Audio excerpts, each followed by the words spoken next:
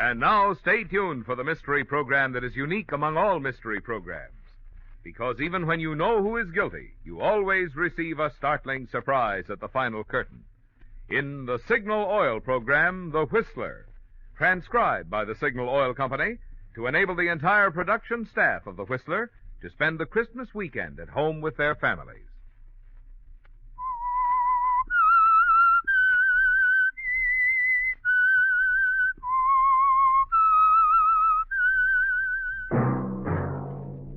Signal, the famous Go Farther gasoline, invite you to sit back and enjoy another strange story by The Whistler.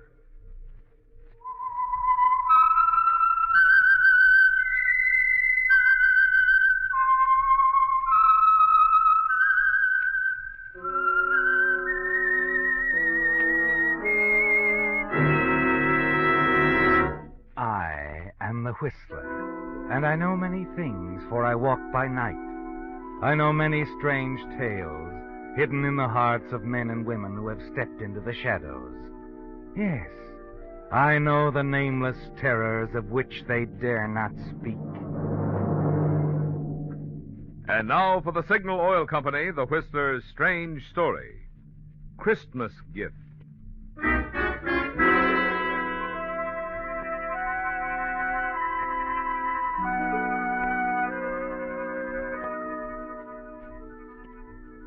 Christmas was only a few hours away, and Mary Winston couldn't help but marvel that its spirit could reach down and touch a cheap nightclub like Pete's Cantina on the outskirts of Panama City. Sitting alone at a table, she gazed at her tawdry surroundings. And then from the bar at the far end of the club came the strains of a Christmas melody, a melody which brought back memories of happier Christmas Eves. Yes, the Christmas spirit is undying, isn't it, Mary? You watch the strolling soloist, Sailor Reynolds, nod as he comes closer and passes your table. It's been 3 months now since you were hired as a singing hostess at Pete's Cantina. 3 months that you've been billed as Candy Porter with no one, not even the proprietor, knowing your real identity, Mary Winston. At long last, as Candy Porter, you seem to be safely away from your past.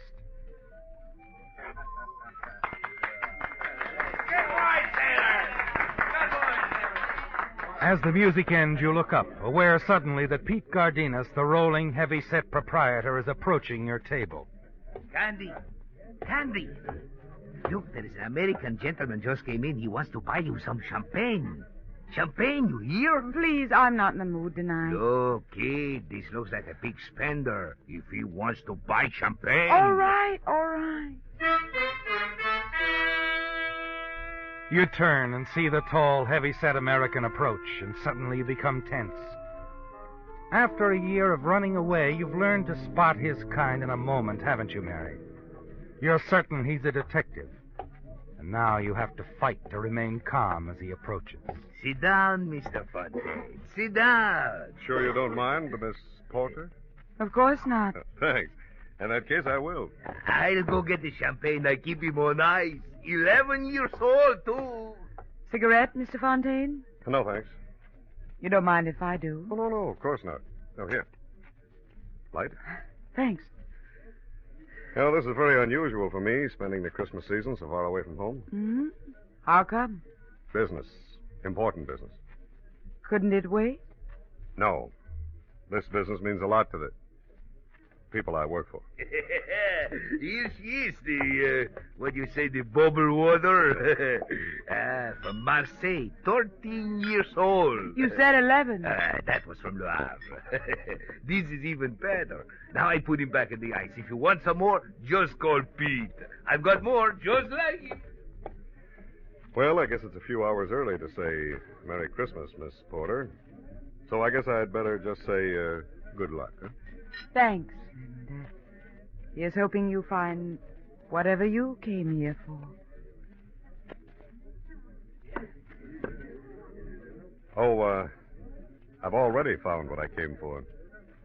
You see, I came for you, Mary Winston.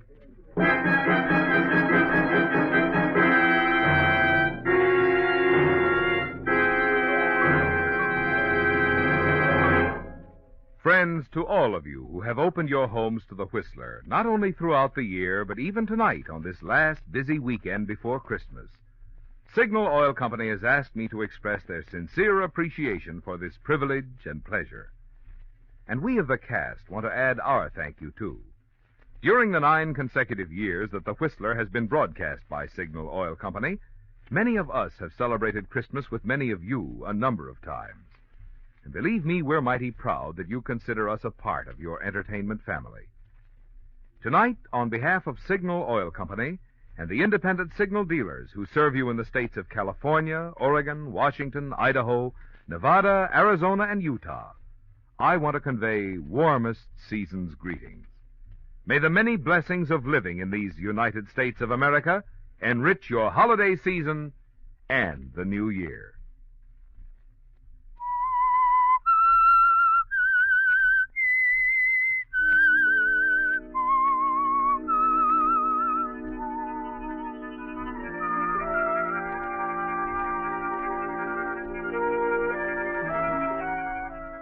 It's ironic, isn't it, Mary? A sorry Christmas gift after all the months of hiding, running from one town and then another, using a different name in each place, but never your own, Mary Winston. These past 3 months you've been known as Candy Porter, singing hostess in Pete's Cantina here in Panama City. And now this detective sitting across from you has called you by your real name, Mary Winston. And you can't run, can you, Mary? Facing Fontaine, you decide there's only one move you can make. That you've only one card left. But if you play it wisely, carefully, it might prove to be an ace. You say you came here after me, Mr. Fontaine? Mm-hmm. I don't know what you mean. I think you do. And if I were you, I'd be ready to leave for Los Angeles in the morning, Miss Winston. Like the billing says, my name is Candy Porter. I know what the billing says. I know what it said in Brooklyn when you were billed as Doris Trent. In Denver when you were billed as Gladys James. But when you took a powder out of Los Angeles a year ago, you were Mary Winston. You know, it's strange you're mentioning Mary Winston. I was even thinking about her when you came in. A lot of other people have mistaken me for Mary Winston. We could have passed for twin sisters. She was my best friend.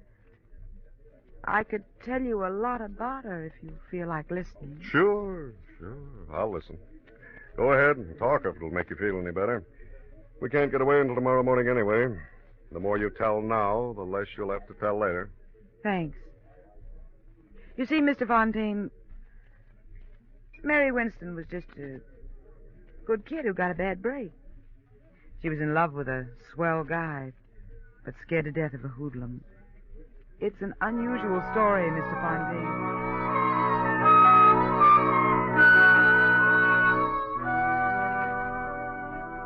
It was an unusual story, wasn't it, Mary?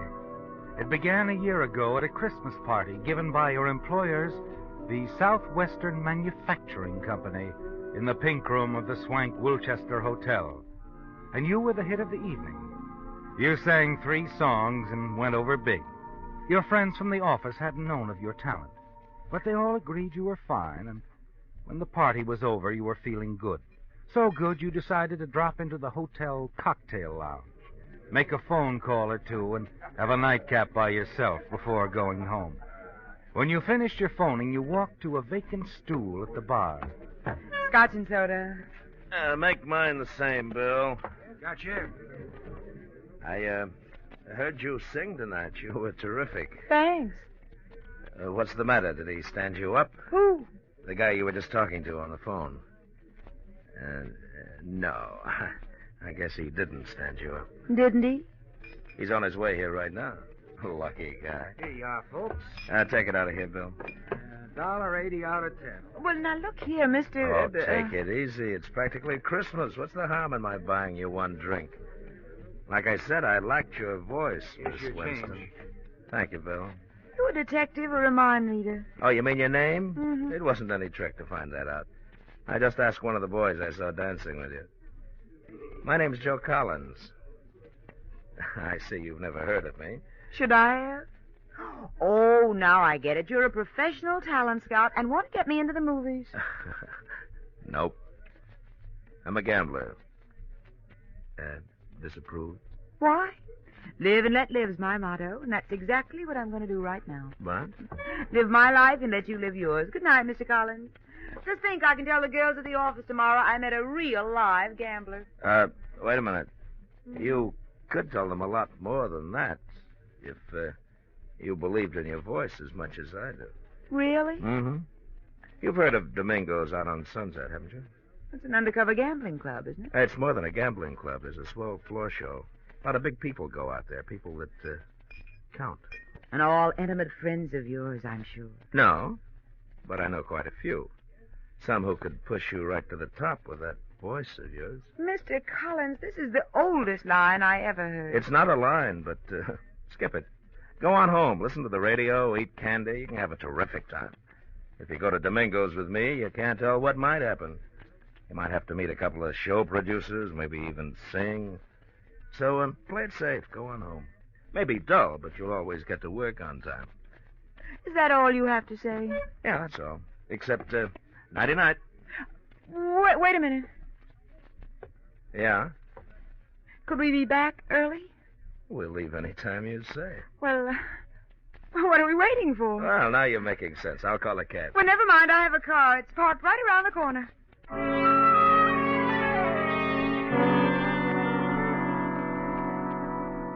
Joe Collins used just the right approach, didn't he, Mary? You realized you were being a fool. But as the hours passed, you told yourself your fears were groundless. Joe treated you with perfect courtesy, introduced you to several people, including the producer of the floor show. You even sang a number which was well received. Later, you watched the gambling for a while and then proceeded to the Silver Room to enjoy the second floor show. Afterwards, you had supper in the main dining room and watched the guests dancing. Joe. Then suddenly, you've had enough. Joe, do you mind if we leave now? I said we'd leave any time you said. What hit you, the music? I guess that's it. Another guy? Another guy. My fiancé, Dr. Frank Wilson. What happened to, Dr. Wilson? He's in Korea. Marines? No, Army doctor. It was his car we drove out here in. Oh, that's too bad. We could have had a lot of fun. Well, shall we go? Please.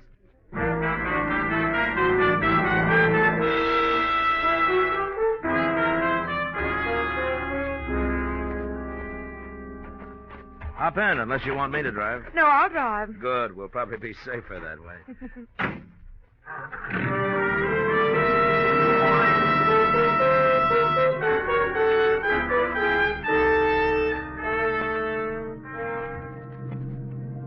As you drove toward your little apartment on Clinton Avenue, you were glad your reckless little adventure was nearing its end. Everything had been fine so far, but you couldn't throw off a feeling of uneasiness. For a few miles, Joe said little, and then he seemed preoccupied, and you were relieved when he finally broke his strange silence. Say, Mary, would you mind stopping for a minute at that drive-in? All of a sudden, I got an awful headache. Maybe I can get some aspirin there, huh? I doubt it, but we'll give it a try. You can keep the motor running while I'm gone, huh? I'll only be gone a few seconds. Okay.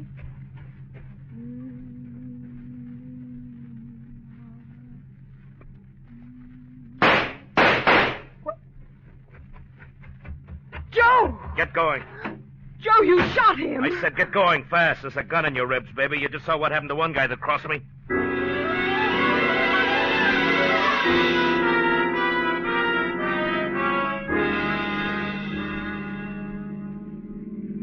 Did you kill him? I don't know. Oh, why was I such a fool? Turn right at the next corner. A car's been tailing us for the last 5 minutes. I'm glad. I hope it's a prowl car. It'll save me the trouble of phoning the police. I said turn. Yeah, he didn't turn, baby. You know, you shouldn't have said what you did about phoning the cops. Nobody but me and you knows about that drive-in job. You just better pull over and park. We got a couple of things to talk over. I said pull over. Okay. Please, Joe.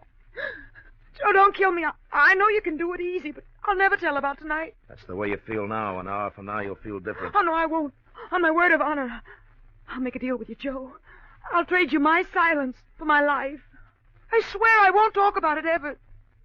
You sound like you really mean that. Oh, I do mean it, Joe. I swear it. I swear it.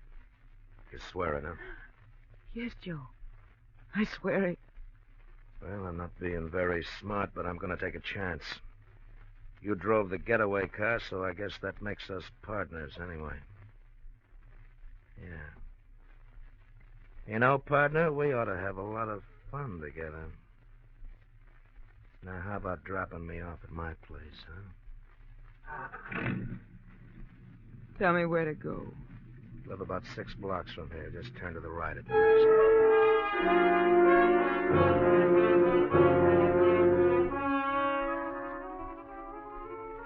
After you dropped Joe and reached your apartment, you were so weak you could hardly stand. You literally fell into bed. You tried to sleep, but sleep was impossible. Early the following morning, you heard the newsboys shoving the morning paper under your apartment door. You hurried across the room and looked at the front page. The headlines and stories sickened you. Drive-in manager shot in attempted holdup. Dies. Unidentified man and woman seen fleeing from scene of crime in dark green 49 model sedan. Pedestrian believes he can identify car. There it was, Mary. Your situation looked hopeless, didn't it? You felt you must keep your word to Joe Collins, but you knew you must never see him again. Only one avenue seemed open to you. You had to leave town and disappear. You dressed hurriedly, packed a few belongings, withdrew your savings from the bank, and by noon were on an eastbound plane for New York. You decided to take advantage of your voice and become a professional entertainer. The first few weeks you auditioned almost daily with negative results. But finally, after 3 months, you were singing at the Golden Lion, a prosperous little nightclub in Brooklyn, New York. After a shaky start, you became a featured performer under the name of Doris Trent. As the weeks went by, your work improved. You became sure of yourself. And one night you noticed Vern Shields, famous musical comedy producer, in the audience. His presence seemed to inspire you, and you went over better than ever. Afterwards, in your dressing room, you wondered what he thought of your voice. You were certain that your visitor was Vern Shields. Weren't you, Mary? Come in. Well, long time no see, Miss Trent. Doris Trent, it says on the program. Joe. I'm surprised you recognized me. I thought you'd forgotten me. All right, Joe, you found me. Now, what's on your mind? You double-crossed me, baby. Well, you're crazy.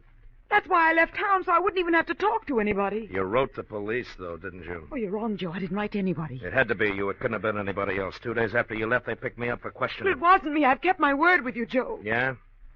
Well, there's one way you can convince me. How? Marry me. Tonight. Marry you? Mm-hmm. That way I'll be sure of you. Wives can't testify against their husbands. Besides, I'll know what you're doing all the time. Look, Joe, I got to do my show.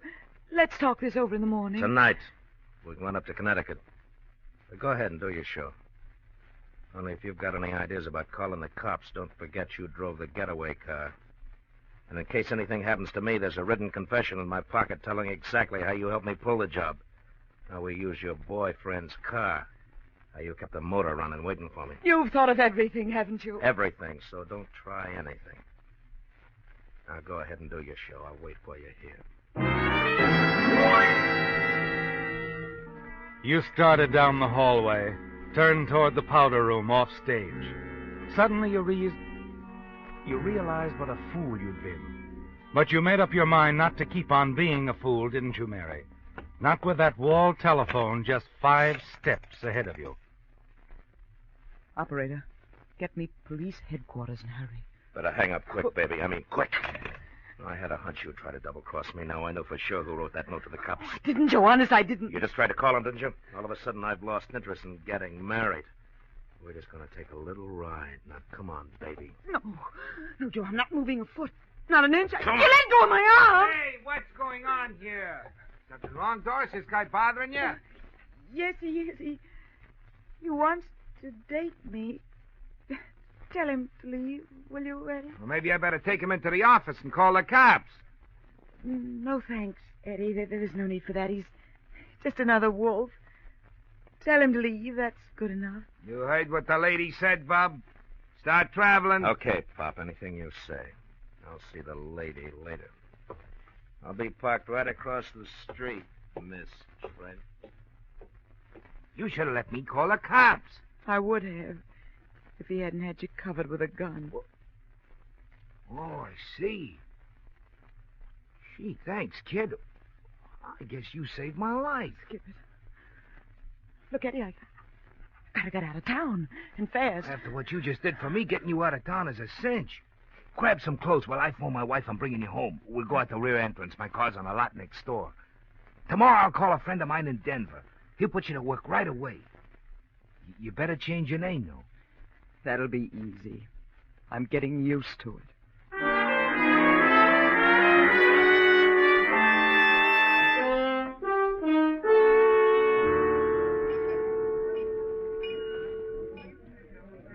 So, Mr. Fontaine, that's where I met Mary Winston. In Denver at the Hi-Hat Club, billed as Gladys James. She was there for quite a while, room with me. Then she left just like that one night, when a waiter told her some guy wanted to interview her for a magazine. She figured it was Joe Collins again. That's the last I ever saw of her. That's the end of the story? That's the end. And Mary Winston told you all this? Well, we were close friends. I'll say you were. You don't believe me, do you? If you were in my position, would you believe a story like that? No, I don't suppose I would.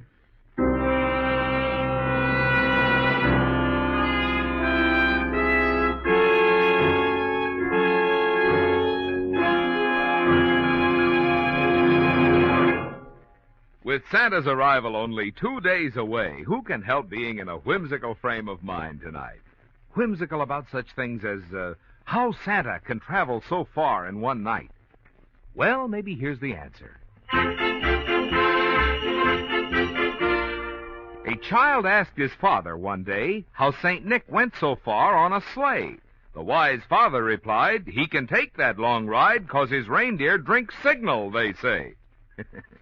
Well, I decided to check this story with Santa himself, and now I can report to you. Said Santa when boarding his sled, "This year I'm using my head. It's signal for me. I'll go farther, you'll see." And over the rooftops he sped. Now, as you've no doubt guessed, in addition to letting you in on Santa's mileage secret, there's also a moral to this story, which is...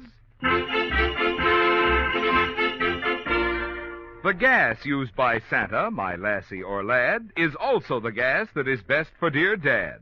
With Signal, Dad's car will not only go far, but give top performance, the best to be had.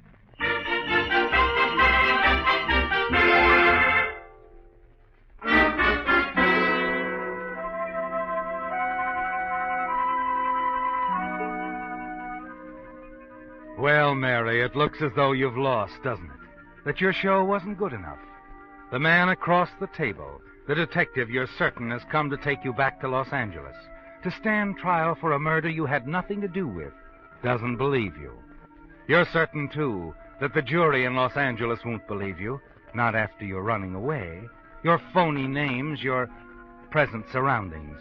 You're sure Joe Collins has been captured, that the authorities have read his confession, that he's trumped your last card, ruined forever your hopes of eventual reunion with the man you still love, Dr. Frank Wilson. Yes, Mary, it looks as though you've lost, but you're going to play the game through to the end anyhow. White Christmas. If Sailor Reynolds knew what that song did to you, the memories it brings back, he'd play something else, wouldn't he, Mary? As Fontaine gazes into space and drums his fingers silently on the table, you watch him closely, await his next words. How long did you say you've been here? I didn't say, but I got here about 3 months ago. You like it here? No. That's what I figured. Hey, look, Miss... Cigarette, Mr. Fontaine? Yeah, thanks. Light? Mm-hmm.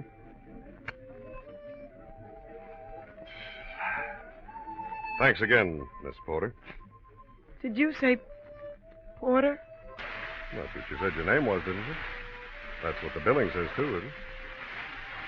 You mean you believe me? You sounded straight to me. Well, it looks as though I came a long way for nothing, doesn't it? Still, I'm kind of glad I came. I always figured that confession they found on Joe Collins' body was a phony. Joe Collins? Joe Collins dead? Yeah.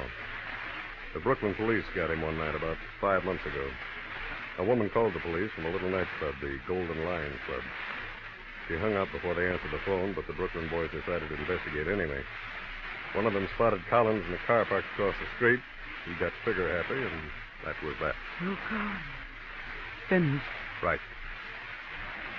Well, Miss Porter, if you ever run into Mary Winston... I'll tell her all about the Christmas gift I got from a swell detective named Fontaine. No, I'm just a private detective, Miss Porter. But the police gave me the tip that you... Mary Winston might be working here. Oh, then they knew A man named Wilson hired me for the case. A Dr. Frank Wilson. Frank? Mm-hmm. Yeah, he's out of the Army now. Still very much in love with Mary Winston. Doesn't care where she's been. Just wants her to come back and marry him. He must be quite a guy. Yeah, he's okay. Now, incidentally, do you think you'll ever see Miss Winston again? Yes, I do. Well, do you think she might come back to Los Angeles sometime and clear things up with the police? Make the doctor happy? I'm sure she will. Someday. You see, a girl like Mary gets to feel a little soiled after working around joints like this. She'll probably want to spend a year or so in cleaner surroundings. Maybe out in the desert. Sort of freshening up before going home. Seeing anyone she cared about. Yeah. From what you said, I expect she would. Well, I might as well be getting along. Merry Christmas, Miss Porter. Happy New Year.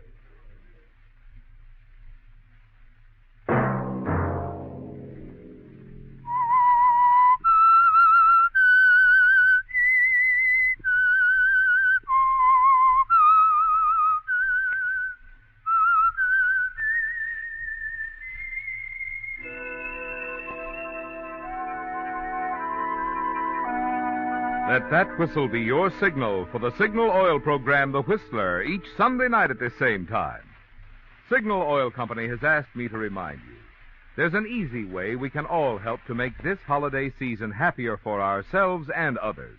Drive at sensible speeds, be courteous, and obey traffic regulations. It may save a life, possibly your own.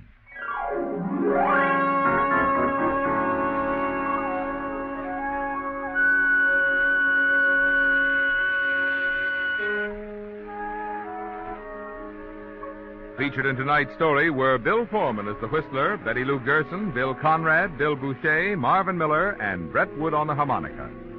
The Whistler was produced and directed by George W. Allen, with story by Ed Bloodworth, music by Wilbur Hatch, and was transcribed and transmitted overseas by the Armed Forces Radio Service.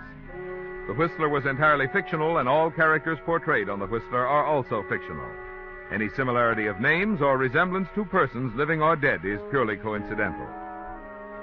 Remember to tune in at this same time next Sunday, when the Signal Oil Company will bring you another strange story by The Whistler. Marvin Miller speaking for the Signal Oil Company. Stay tuned now for Our Miss Brooks, starring Eve Arden, which follows immediately over most of these stations. This is the CBS Radio Network.